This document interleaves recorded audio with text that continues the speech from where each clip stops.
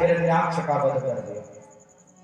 तो हिरण्यकश्यप बहुत क्रोधित हुआ, अपनी माता जी को, अपने भतीजों को ढांढस बंधाया, अपनी पत्नी कयाधु को समझाया कि तब तक घर को संभालो जब तक मैं लौट कर ना आऊं। मैं ब्रह्मदेव की तपस्या जाकर के करूंगा, अपार शक्ति अर्जित करूंगा और अपने भाई के दुश्मन नारायण से बदला लूंगा। इधर हिरण्यकश्यप चल पड़ा तपस्या करने, उधर इंद्र हिरण्यकश्यप का रूप बना करके उनकी पत्नी कयाधु का हरण कर लिया। कयाधु के पेट में उस समय बच्चा था। नारद जी ने सोचा कि इस बच्चे से तो देवताओं का बहुत बड़ा काम होना है, अगर इंद्र कयाधु को मारेगा तो उसके साथ बच्चा भी नष्ट हो जाएगा। तो नारद जी ने जाकर के छुड़ा लिया, कहा कि इससे मत मारो। इंद्र ने कहा कि ये दुश्मन है देवताओं का, इसके पेट में जो बच्चा है।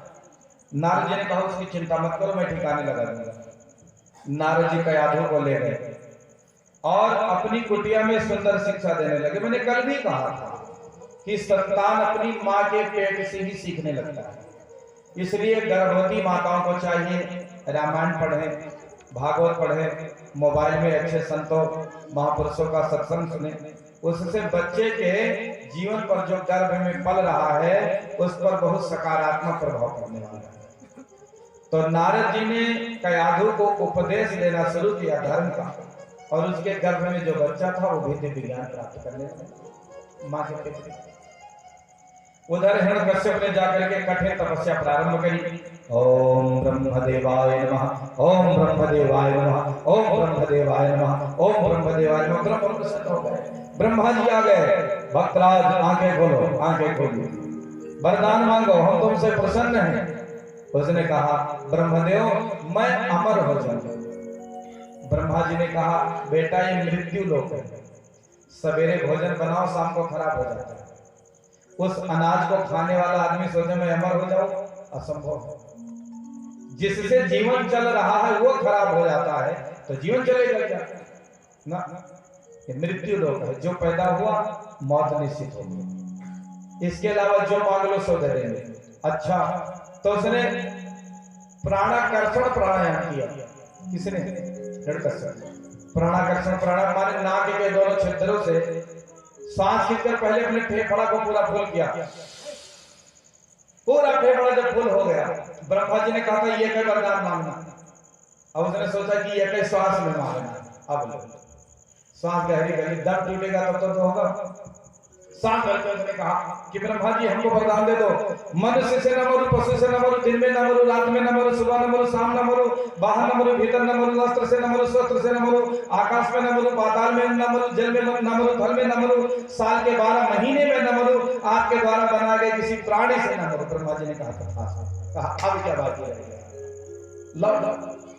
लोगों से कहा धर्म कर्म बंद करो, राजा ही भगवान होता है, हमारे नाम का काम करो, पूजा पाठ अनुष्ठान सब बंद करवा दिया।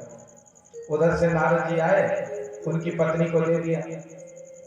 समय बीता, पत्नी के गर्भ से बच्चा पैदा हुआ और बच्चे का नाम दैत्य कुल के पुरोहितों ने रखा प्रहलाद।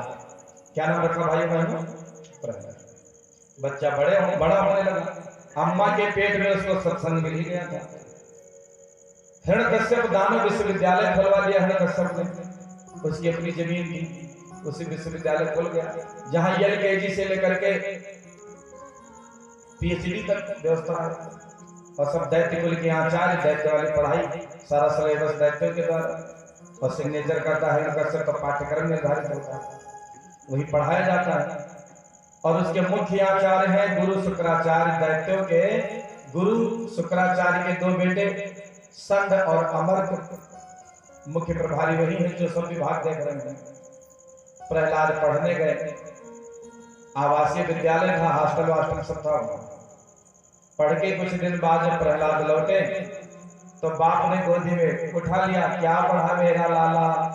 तो प्रहलाद ने कहा पिताजी हमने पढ़ा है आत्म कल्याण चाहने वाले व्यक्ति को नारायण की आराधना करनी चाहिए। बाप मारे क्रोध थे, तिलमिला उठा, बुलाया दोनों आचार्य को, क्या ये हमारे दुश्मन का नाम ले रहा है, अब बच्चा कुछ गलती करे तो मास्टर साहब जिम्मेदार क्यों? अरे भाई 16 घंटा माता पिता के पास भी रहता है, माता पिता की भी कुछ जिम्मेदारी है कि गुरु जी की ही गलती है। बच्चा घर में आकर बीड़ी पिए तो गुरु जी का शिकायत करे हो, आपको भी सख्त होना पड़ेगा। माता पिता की भी जिम्मेदारी है, अध्यापक की भी जिम्मेदारी है। लेकिन एडमिशन कराए नहीं पास कहना हम भार जो कि भार मार रहे मनु करे पार छुट्टी पाई गई। केवल बच्चों का एडमिशन करा देना पर्याप्त नहीं है, माता पिता को लगना पड़ेगा। इसलिए हमारी माता बहनें बैठी हैं, बच्चा स्कूल से आवे तो उसका कॉपी किताब जरूर चेक करो, रोज चेक करो। कहते हैं पंडित जी अब इंग्लिश मीडियम की किताब हमारे समझ में नहीं आती, ना समझ पाओ तो बहुत देते। वैसे अगर उलटती पलटती रहोगी बच्चे का कॉपी किताब तो उसके मन में डर रहेगा कि मम्मी देखेंगे, तो अपना होमवर्क पूरा करके रखेगा। इसलिए हर माता पिता की जिम्मेदारी है कि बच्चों का बैग बीच बीच में उलझते जरूर रहो, नहीं बुझोगे तो बात बिगड़ेगी। तो आचार्य को बुलाए क्या पढ़ा रहे? उन्होंने कहा महाराज हम तो वही पढ़ाते हैं जो आपका निर्देश है, ये पता नहीं क्या सीखेगा। कहा ठीक है कड़ी निगरानी रखो, कई बार विरोधी मिल गए फिर से ले जाओ पढ़ाओ। फिर पढ़ाया, कुछ दिन बाद फिर लौटे, पिताजी ने गोदी में लिया। क्या पढ़ा बेटा? प्रहलाद ने कहा श्रवणम कीर्तनम विष्णु स्मरणम पाद सेवनम अर्चनम वंदनम दास्यम सख्यम आत्मनिवेदनम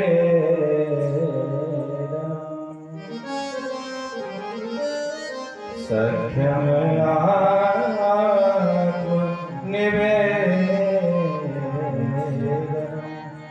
प्रहलाद ने कहा पिताजी आदमी को नवधा भक्ति करनी चाहिए। श्रवणम श्री हरि की कथा सुनो, श्रवणम कीर्तनम फिर उनके नाम का कीर्तन करो, स्मरण मेडिटेशन करो, ध्यान करो। श्रवणम कीर्तनम विष्णु स्मरणम पाद सेवनम प्रभु की चरण सेवा करो, अर्चनम अर्चन करो, वंदनम वंदना करो और अपना अपने आप को उनका दास समझो, दास्यम फिर सख्य अपना सखा समझो। तुम्हें माता जगता तुम्हें तुम्हें बंधु सखा तुम्हें आत्मनिवेदनम। नवी बात कही कि अपने आप को निवेदित कर दो, समर्पित कर दो। ये जीवन समर्पित चरण में तुम्हारे, तुम ही मेरे सर्वस्व, तुम ही मेरे, तुम ही प्राण प्यारे। जैसे नवधा भक्ति सुनाई प्रहलाद ने, बाप ने गोदी से उठाकर पटका, अरे क्या हो गया तुझको? बहुत दबाव बनाया प्रहलाद के सिर पर, मानो नारायण के भक्ति का भूत चढ़ा हो। हाथी से कुचलवाया, सांप डसवाया, पहाड़ से ढकलवाया, दूध में विष मिला के दे दिया, कीर्तियां चलवा दिया, भूखे जेल में बंद करा दिया। जैसे जैसे करे भगवान आकर हर जगह बचा लेने का, हर जगह भगवान सुरक्षा करते चले गए। समय बीता, फागुन का महीना आया, पूर्णमासी तिथि आई। हमारी माताएं बहनें बतावें फाल्गुन पूर्णमासी को कौन सा त्योहार होता है? बोलो माता बहन। आज तो बीफर होली। होली तो हिरण्यकश्यप की बहन का क्या नाम है? हाँ होलिका नाम लोग कहते हैं, लेकिन शास्त्र में होलिका शब्द का प्रयोग नहीं है। हिरण्यकश्यप की बहन का नाम था ढूंढा। हमारे बुजुर्ग जन बैठे हैं और नई जनरेशन तो नहीं जानते, लेकिन पुराने लोग आज भी कहा था ढूंढेहरी। होली का क्या नाम है? ढूंढेहरी, क्योंकि वो ढूंढा राक्षसी के नाम पर, ढूंढा नाम था हिरण्यकश्यप की बहन, इसलिए उसका नाम होली का नाम ढूंढेहरी है। होली उसका उपनाम लोगों ने रख दिया, लेकिन नाम उसका ढूंढेहरी है, क्योंकि ढूंढा राक्षसी का वध हुआ था। ढूंढा देखा कि भैया भतीजा में बड़ा टेंशन चल रहा है। ढूंढा राक्षसी ने भी ब्रह्मा जी से एक चादर प्राप्त किया था जिसका नाम था अग्नि चीर। चीर माने वस्त्र और अग्नि माने आग। आग जिस वस्त्र को जला न सके ऐसा वस्त्र अग्नि चीर। तो लोग कहते हैं कि ढूंढा माने होलिका मारना चाहते प्रहलाद को, बुआ भतीजों को कभी नहीं मारना चाहते। हमारे गांव में कहावत है कि भाई को भतीजा जैसे आंखी का दीदा। भतीजा बहुत प्रिय होता है बुआ को। लेकिन होलिका ढूंढा ने सोचा कि शायद हमारे प्राण आहुति से भाई भतीजे में कुछ सुधार आ जाए, मेरा भाई समझ जाए कि ये कोई विराट शक्ति वाला है, इसलिए पैर नहीं ठानना चाहिए। इस उद्देश्य से ढूंढा ने प्रहलाद को गोदी में लिया और बैठ गई। भैया सबने कहा कि आग लगवा दो, ये जल जाए, प्रभाव बताने के लिए। और आखिरकार वो अग्नि चीर प्रहलाद को लिपट ही गया। ढूंढा राक्षसी उसी आग में जल गई, प्रहलाद की रक्षा हुई। यह दृश्य देखकर देववृंद भक्त पर रंग बरसाने लगे। इससे क्रोधित हो राक्षस लोग कीचड़ और धूल उड़ाने लगे।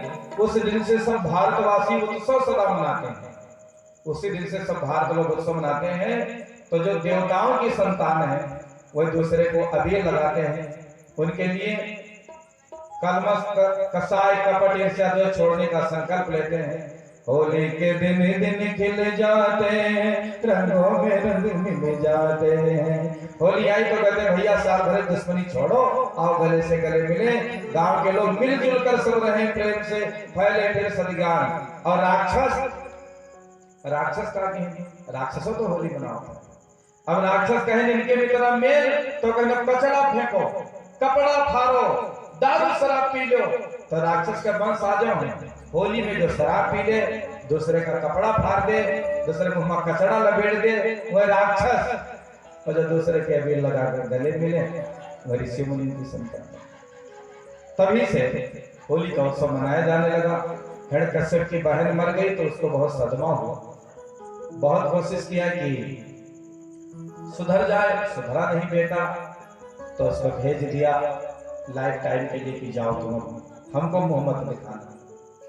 विश्वविद्यालय में भेज दिया। प्रहलाद के मित्रों ने कहा भैया यदि तुम्हारी नारायण में प्रीति है तो बुढ़ापे में भजन कर लेना, बाप से काहे बवाल करते हो। प्रहलाद ने कहा कि बुढ़ापा किसने देखा, ये जीवन की गाड़ी कब कहां इंजन फेल हो जाए इसका कोई ठिकाना थोड़ी है।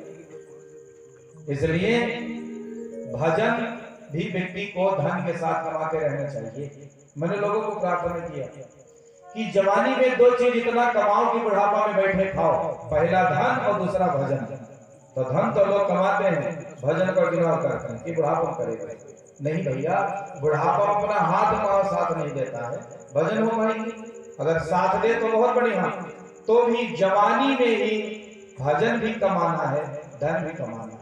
23.5 घंटा आप अपने दुकान के लिए, मकान के लिए, नौकरी के लिए, खेत खलिहान के लिए, घर परिवार नातेदारी रिश्तेदारी के लिए टाइम मैनेजमेंट कर लो।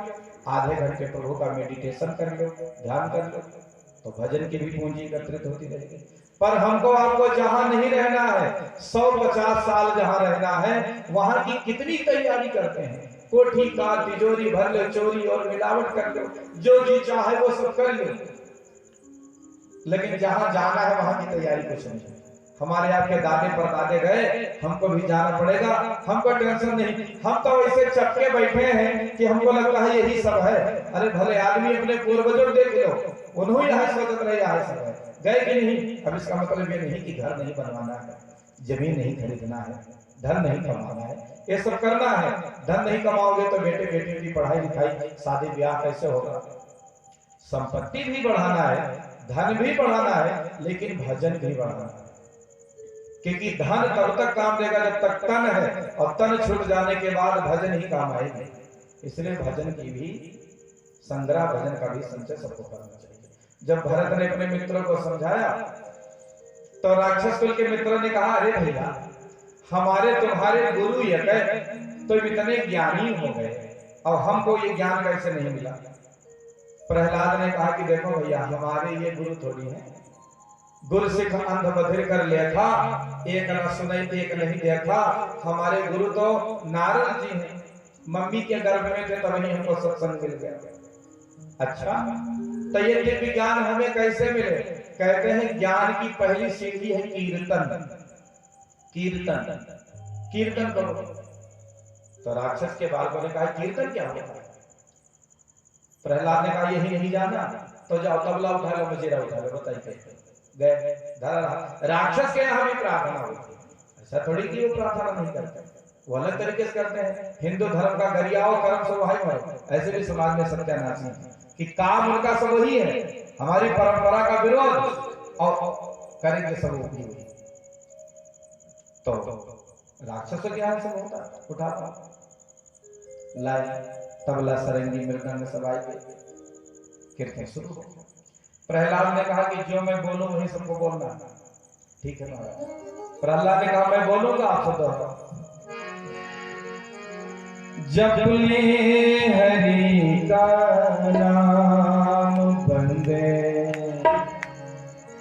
विदाउट म्यूजिक हमारी सब माता बहने बोले जप ले हरि का नाम। सब लोग बोलो।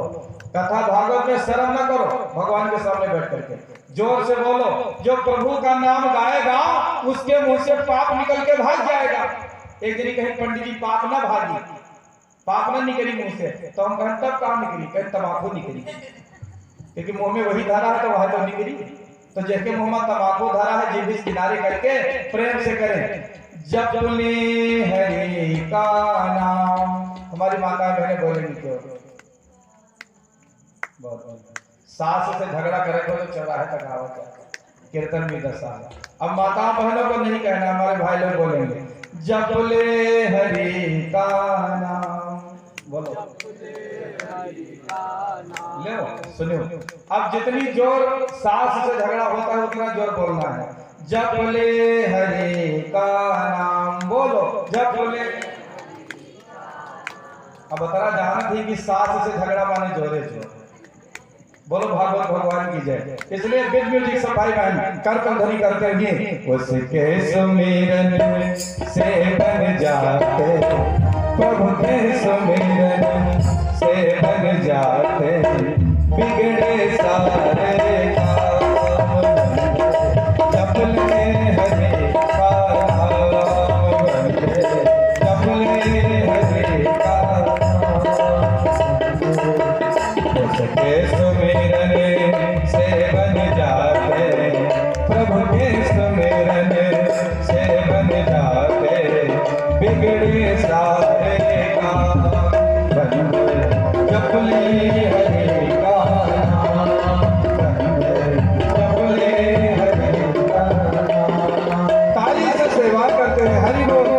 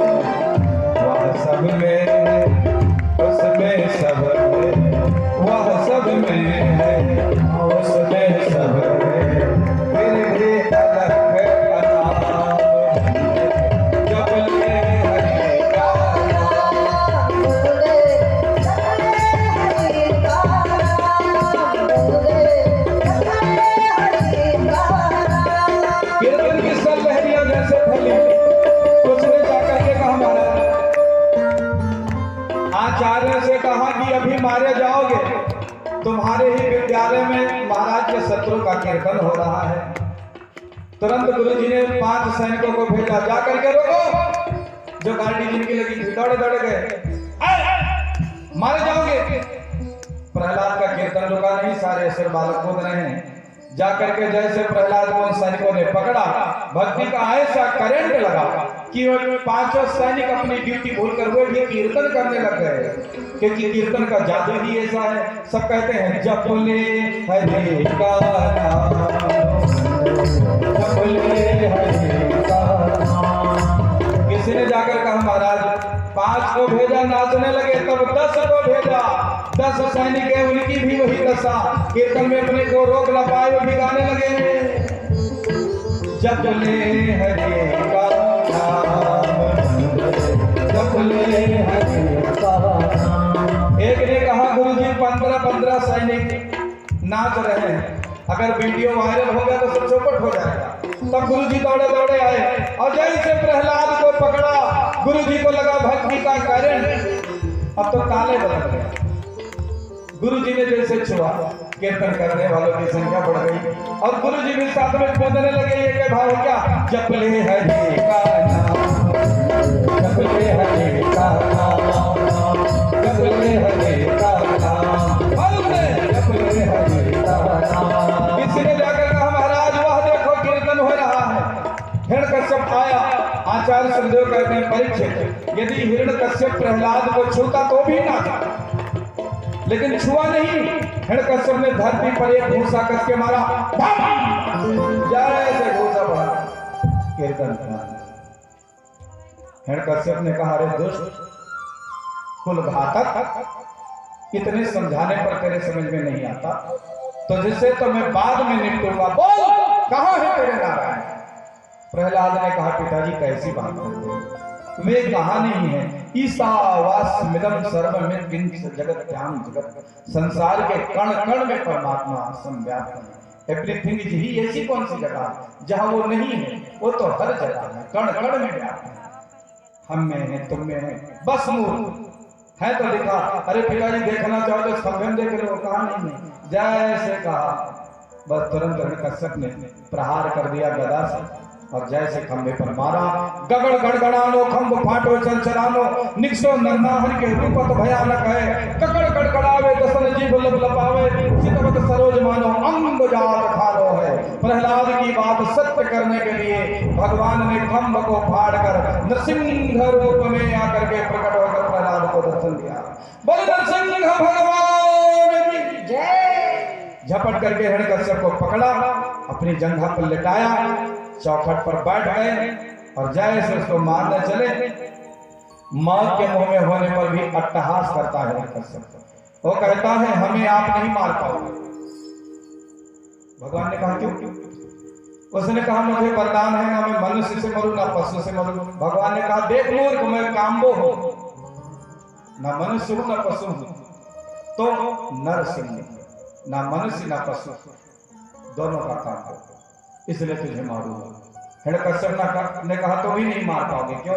हमें वरदान है, ना सुबह मरूं ना शाम मरूं ना दिन में मरूं ना रात में मरूं।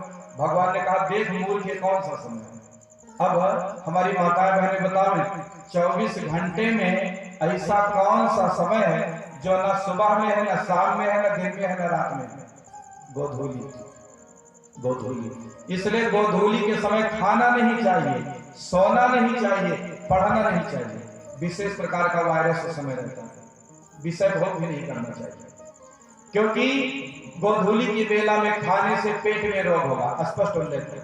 अब मेडिकल साइंस इस बात को स्वीकार करने लग गई है, क्योंकि उस समय ऐसा होता है प्राकृतिक वातावरण।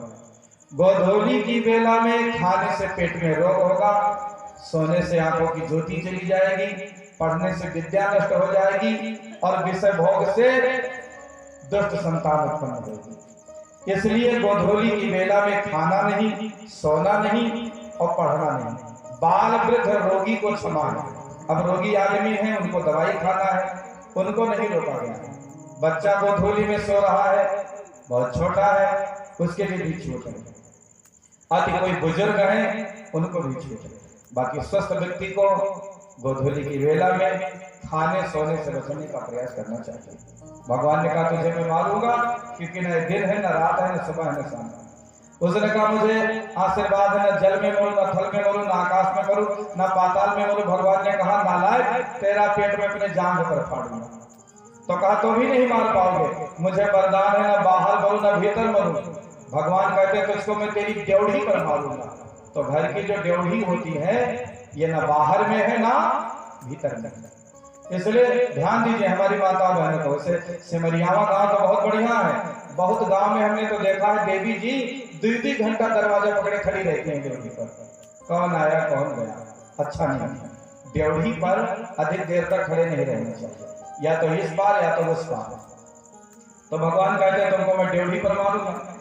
उसने कहा मुझे वरदान है कि साल के 12 महीने में किसी महीने में न मरूं। तो भगवान ने कहा दुष्ट तुझको मारने के लिए ही हमने 13वां महीना बनाया है।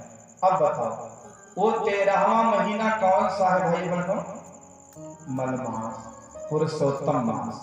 भगवान ने कहा तुझे मारने के लिए हमने 13वां महीना रच दिया। फिर कश्यप बोला अच्छा यदि मुझे पता होता तो 13 महीना मांग लेता, फिर भी न मार पाओगे, क्योंकि मुझे वरदान है कि ब्रह्मा के द्वारा रचित किसी प्राणी से मेरी मौत न हो। भगवान ने कहा ब्रह्मा मुझे थोड़ी बनाता है, मैं ब्रह्मा को बनाता हूं। अब तो दुखी हो गया है कश्यप, भागने का प्रयास करता है। भगवान ने इसको दबाया और पेट फाड़ कर पंतड़ियां निकालकर कंठ में डाल दिया। देवताओं ने जय जयकार किया, पर नरसिंह भगवान का क्रोध तो अति बढ़ता गया। देवता परेशान, अगर प्रभु क्रोधित हो गए तो सृष्टि को कौन बचाएगा। किसी देवता में हिम्मत न पड़ी भगवान के पास जाने की। नरसिंह का स्वरूप इतना भयावह और डरावना हो गया। तो देवताओं ने विचार किया कि आदमी को बहुत गुस्सा आवे तो सारा गुस्सा टेम्परेचर डाउन करने का ये कोई उपाय है। श्रीमती जी सामने होए तो अच्छे अच्छे की हैकड़ी नजर में आ जाती है, इसलिए इनकी पत्नी बुलाओ। अब क्रोध कुल चला जाए। देवता दौड़े गए बैकुंठ में, मैया चलो आज बहुत नाराज है पिताजी। अब लक्ष्मी मैया आई, दूरी से देखी कि ऐसा तो रूप कभी बनाया नहीं था। थोड़ी जैसे करीब में गई, नरसिंह भगवान ऐसे गुर्राए हैं कि वहां भागी दूसरे साथ बैकुंठ में। ब्रह्मा जी ने सोचा तो अनर्थ हो जाएगा यदि कोप न शांत हो जाए। तब प्रहलाद को आगे किया, प्रहलाद को भगवान ने गोदी में बिठा लिया, मस्तक चाटने लगे, प्रहलाद रोने लगे। भगवान ने कहा बेटा चिंता मत करो, आज तुमको जो कहना है कहो, जो मांगना है मांगो। प्रहलाद कहते हैं प्रभु यदि आप देने की इच्छा रखते हैं तो यही दे दो, मेरे मन में कुछ मांगने की इच्छा न हो। लेकिन मुझे यही कहना है कि संतान का प्रथम कर्तव्य है अपने माता पिता का सेवा करना, पर मैं संसार का कितना अभागा संतान हुआ कि मैं अपने बाप के मौत का कारण बना। इसलिए प्रभु बस इतनी कृपा कर दो कि हमारे पिता की दुर्दशा नरक में न हो। भगवान ने प्रहलाद का सिर सहलाते हुए कहा बेटा जिसका बेटा तेरे जैसा हो उसका बाप नरक में जाए नहीं बेटा, वो तो तुम्हारे बाप हैं। बाप क्या, प्रहलाद जैसे संतान जिस कुल में पैदा हो जाए उसकी 21 पीढ़ियां तर जाती हैं। भागवत महापुराण में ऐसा लिखा है। कितनी पीढ़ियां? 21। 7 पीढ़ी बाप की, 7 पीढ़ी नाना की और 7 पीढ़ी ससुराल की। तो आशीर्वाद